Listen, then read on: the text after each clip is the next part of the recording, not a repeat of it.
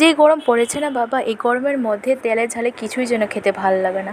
মনটা মাঝে মধ্যে চায় হালকা পাতলা কিছু একটা করে খেতে। তাই আজকে তোমাদের সাথে একদম সিম্পল এবং শর্টকাট ডাল তরকারি রেসিপি শেয়ার করব। তো আমি বেসিক্যালি আজকে ডিম ছাড়াই ডাল তরকা বানাবো। তো তার জন্য প্রথমে একটি কড়াইতে সরষের তেল দিয়ে দিলাম। সরষের তেল দিয়ে তারপর ফোড়নে তেজপাতা আর শুকনো লঙ্কা দিয়ে দিলাম।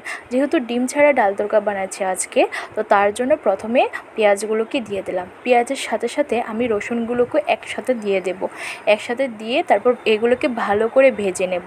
ভাজার পরে তারপর কালার চেঞ্জ হওয়ার পরে দিয়ে দিলাম হলুদ গুঁড়ো।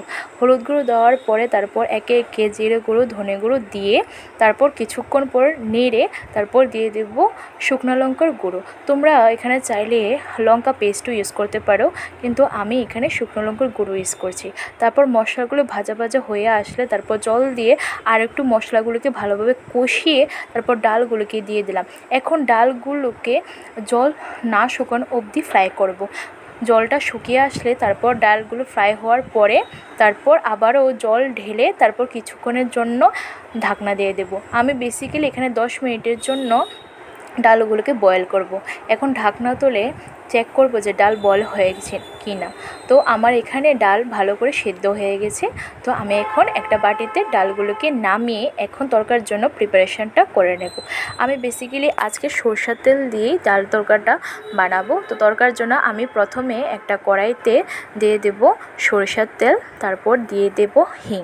হিং দেওয়ার পরে হিংটা যাতে না পড়ে যায় তারপর সঙ্গে সঙ্গে দিয়ে দেব 5 ফোড়ন। এখন এই তরকাটাকে ডালের উপর সুন্দর করে ঢেলে নেব।